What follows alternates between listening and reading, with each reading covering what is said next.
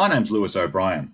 I've created this 5-minute guide series to property development contracts to help those who want to develop property, be it a small renovation or a large unit development, to avoid common mistakes and do it better. I believe that the ideas we'll offer you here will help you avoid a nasty car crash and help you maximize the profits from your next development. For those about to sign a building contract, Lewis O'Brien and Associates can help with a contract review or even just a set of special conditions to get you started.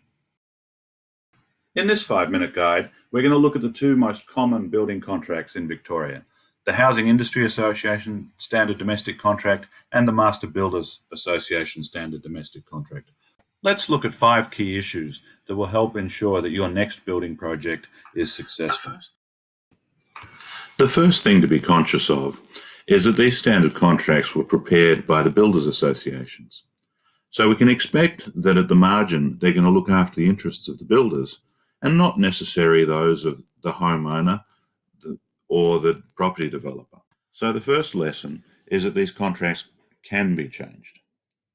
And if you're signing up for $100,000 worth of building work or $1 million, it's important to make sure that some things are changed to try and maximize your chances of a successful outcome. Our second topic is liquidated damages. Put simply, liquidated damages is the amount that the builder has to compensate you, the owner, for every week of delays. Now, these delays exclude delays outside the builder's control or caused by the owner. So we're asking the builder to provide compensation for delays that they are responsible for. Many builders object to any sort of sensible liquidated damages, so sometimes it can be a fight. However, let's look at the real costs of a week's delay. Let's assume you have $1 million worth of land and a roughly $1 million building contract. If we assume that you're paying 8% on your construction finance facility, each week that the builder is late is going to cost you approximately $3,000. That is what liquidated damages should be, not $250, which is, according to some builders, what the Master Builders Association recommends. Ultimately, why is it fair that you as the owner bear the majority of the responsibility for the builder's delays? The third issue that we need to get right surrounds progress payments, and there's 2 elements to this: timing and documentation. You need to make sure that the progress payments need to be paid within a time frame that is acceptable to your lender and realistic to allow them to process the claim. And second of all, you need to make sure that your construction funder will receive all the information that they require to actually process the claim. Clearly, this is less of an issue if you're drawing funds out of your own bank account. Quite reasonably, both the standard contracts allow for extensions of time to complete the project in certain circumstances.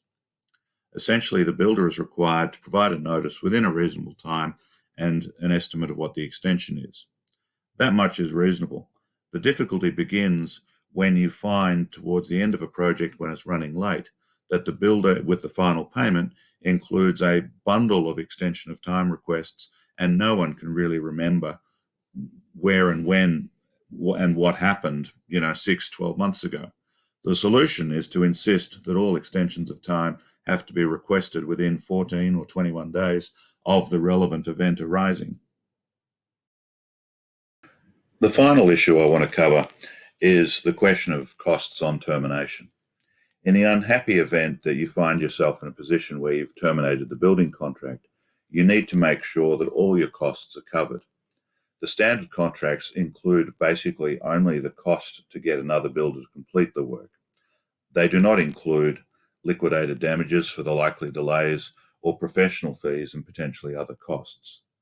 A special condition is generally required to remedy this.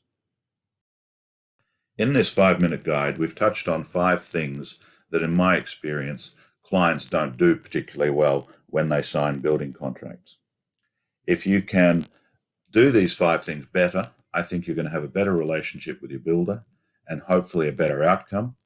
And even if the building project does go wrong, I think you're in a much better position. Naturally, a 5-minute guide does not substitute for independent professional advice or a formal review of the contract. We've not touched on all of the issues that are relevant when signing a building contract. Rather, I've isolated a few that seem to cause particular problems. If you're not sure where to go next, Lewis O'Brien and Associates can offer you a fixed price contract review that includes a formal written report on your proposed contract, suggested special conditions, as well as a follow-up phone call. As an alternative, at a modest cost, you can download our suggested special conditions for both the MBA and HIA standard domestic contracts in Victoria from our website, www.lewisobrien.com.au. I hope you've enjoyed this short video, and hopefully you've got some value out of it that will help ensure that your next building contract is better and more successful. If that's the case, please share this video with a friend, like the video, and subscribe to our YouTube channel. We do intend to create a series of videos, but your feedback and suggestions will be invaluable.